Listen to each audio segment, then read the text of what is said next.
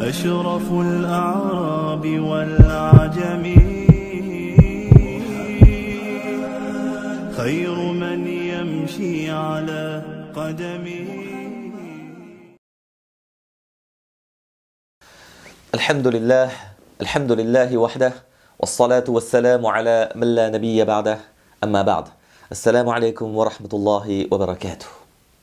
Aujourd'hui, avant d'aller plus loin dans la biographie et dans l'histoire du prophète d'Allah sallallahu alayhi wa sallam, ce que j'aimerais faire pendant quelques instants, c'est voir en quelques minutes les différentes étapes de la da'wah. Vous savez, on parle souvent de la da'wah dans le sens large du terme, da'wah dans le sens activité prophétique, présentation du message.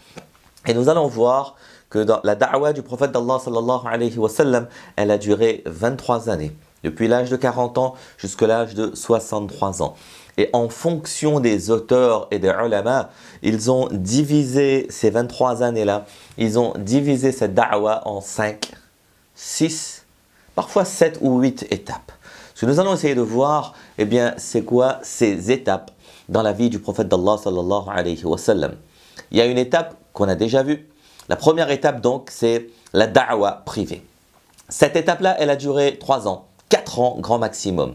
Les caractéristiques de cette première étape, eh bien, il n'y a pas de confrontation directe, pas d'agitation. On est toujours à Makka, pas de provocation vis-à-vis des autorités ou vis-à-vis des ennemis. Tu prêches uniquement à ceux qui sont potentiellement intéressés. On a vu, le prophète d'Allah sallallahu alayhi wa sallam, il n'est pas parti prêcher publiquement. Il a prêché uniquement à ceux qui seraient potentiellement intéressés par le message de l'islam. Et il n'y a pas non plus une présentation publique du message de l'islam. Ça, c'est la première étape. On a une deuxième étape qui consiste en la da'wah par la parole et une da'wah publique.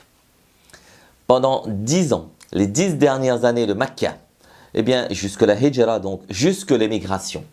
Et ce qui s'est passé à ce stade, tu invites, tu débats parfois, verbalement, mais pas physiquement.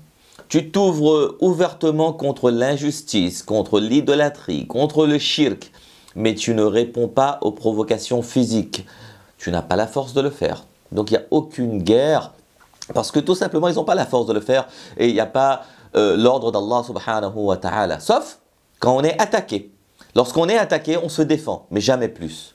À tel point que les Sahaba radiyallahu ta'ala anhum vont être torturés à mort. Tout le monde connaît l'histoire de Sumayya, de Ammar, de Yasir, de Bilal, de Khabbab radiyallahu ta'ala anhum, etc., etc.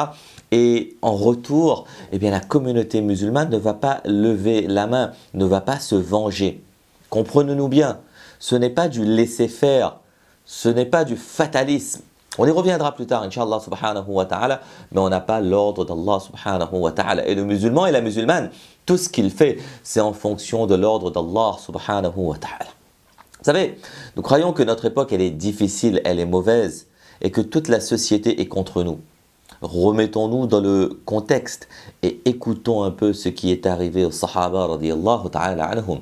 Les Sahaba, les compagnons du prophète d'Allah sallallahu alayhi wa sallam, ils sont torturés à mort. Une douzaine de Sahaba est torturés à mort ouvertement. Et devant tout le monde.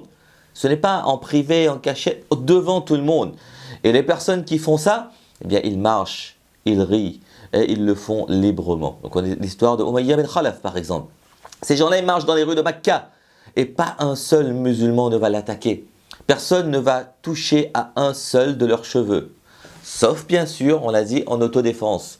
Mais les autres musulmans ne vont pas aller attaquer ceux qui ont attaqué certains musulmans. On aurait pu penser, il y a des jeunes parmi les musulmans, pourquoi est-ce qu'ils ne vont pas défendre les autres, etc. etc. C'est ce qu'on appelle eh bien, la sagesse de la da'wah, l'intelligence du contexte. Comprenons les conséquences des actes de ces personnes qui veulent faire la loi par eux-mêmes. Wallahu al-musta'an. Vous savez, l'islam, ce n'est pas ce qu'on veut. Ce n'est pas en fonction de nos passions. Ce n'est pas en fonction de nos pulsions. Ce n'est pas en fonction de mes désirs. Mais c'est en fonction de Qala Allah, Qala Rasulullah, sallallahu alayhi wa sallam. En fonction de ce qu'Allah subhanahu wa ta'ala il m'enseigne. Et en fonction de ce que Rasulullah sallallahu alayhi wa sallam il va m'enseigner. Tu ne peux rien faire à ce moment à Makka. Même si le sang coule, Allah, il va récompenser ceux-là pour leur sabr, et Allah, il va punir ceux-ci pour leurs actions.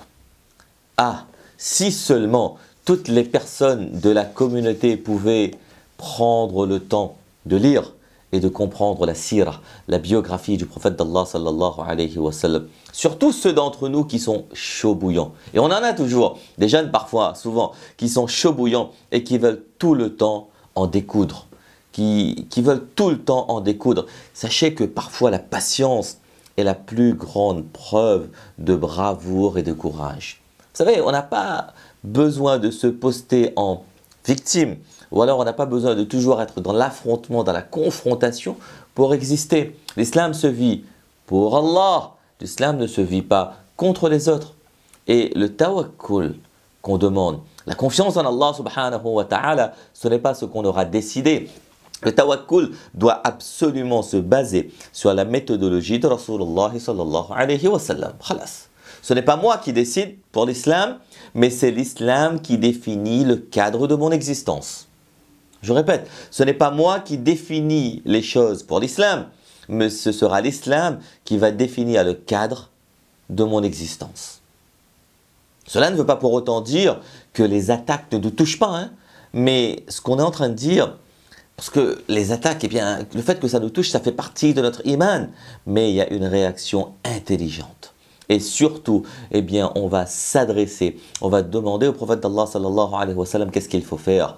À notre époque, c'est pareil. Eh bien, on devrait voir les ulama, les savants de l'islam, et leur demander qu'est-ce qu'il faudrait faire dans tel ou tel contexte.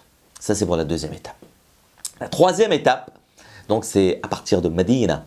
À partir de Médina, donc lorsqu'on sera à Médina, après la hijra, après l'émigration, de l'émigration jusqu'à la bataille de Ahzab. Pendant 5 ans environ. Pendant 5 ans environ, eh bien, il y aura une da'wa publique accompagnée d'une confrontation physique avec un seul groupe, les Quraysh. Il y aura une guerre, il y aura une confrontation physique, on va le voir, Badr, Uhud, etc. Mais avec un seul groupe, les Quraysh, parce qu'ils sont en guerre contre nous. Personne d'autre n'est visé à part les Quraysh. Pour les autres, si vous restez neutre, eh bien on est neutre avec vous. Si vous êtes allié des Quraysh, eh bien on vous considère comme les Quraysh, tout simplement. Donc il y aura da'wa publique avec confrontation à un groupe, les Quraysh. Troisième étape. Quatrième étape, à partir de la 6e année de la Hijra,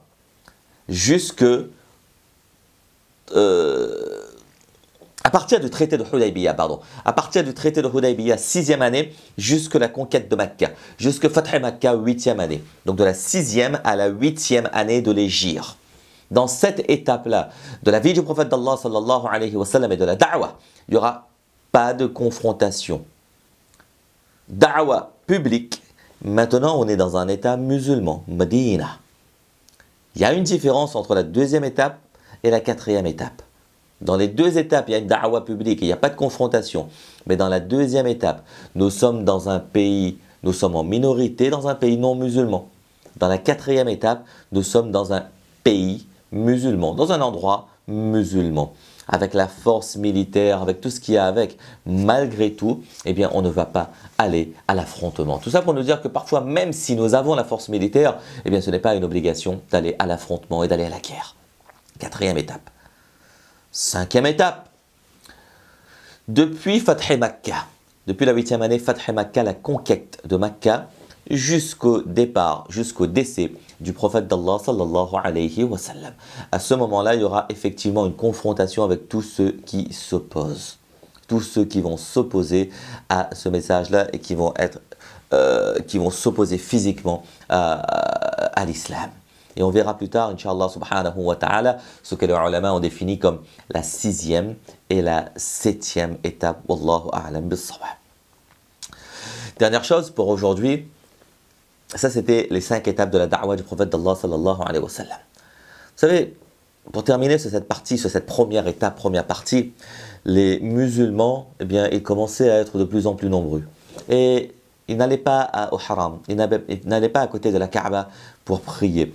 Uniquement le prophète d'Allah sallallahu alayhi wa sallam allaient prier à côté de la Kaaba. Les autres musulmans, beaucoup étaient musulmans, mais ça ne se savait pas.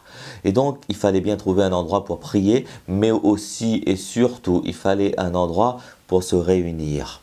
Ils priaient chez eux parfois. Parfois, ils priaient dans les vallées de Makka. Ils allaient un peu dans le désert, éloignés, et ils allaient prier dans ces endroits-là. Mais pour se réunir et pour écouter le message du prophète d'Allah sallallahu alayhi wa sallam, pour écouter les explications du prophète d'Allah alayhi salatu wa sallam. Rappelez-vous, cette étape-là, elle est importante parce que c'est à ce moment-là que se sont formés les imans, la foi des sahaba radiyallahu ta'ala anhum. Bien, ils avaient trouvé un endroit, ils se réunissaient chez un sahabi qui s'appelait Arqam radiyallahu ta'ala anhu. Et cet endroit-là, c'était la maison de Arqam, Darul Arqam. Si on peut dire, c'était en fait un peu la première masjid de l'islam, on peut appeler ça comme ça, c'était le premier endroit où ces sahaba radiyallahu ta'ala anhum se réunissaient. Arqam, eh bien, c'était un sahabi, donc c'est une personne, il faisait partie des premiers musulmans. Beaucoup plus tard, il a participé à la guerre de Badr et puis à la guerre de Uhud aussi, et il est décédé en l'an 55 de l'hégire pendant le khalifa de Muawiyah radiyallahu ta'ala anhu. Donc voilà pour aujourd'hui, on avait les étapes de la da'wah. Rappelez-vous, première étape, on a déjà vu, on va voir la deuxième, troisième, quatrième, cinquième étape, bi'idhnillahi subhanahu wa ta'ala. Et on a vu aussi, pour terminer, une information importante. Pourquoi, c'est quoi Darul Arqam? Et donc la personne qui s'appelle Arqam radiyallahu ta'ala anha. Qu'Allah subhanahu wa ta'ala donne le tawfiq de comprendre, de mettre en pratique et de propager. Jazakumullah wa barakallahu fikum. Wassalamu alaykum wa rahmatullahi wa barakatuh. يا رسول الله محمد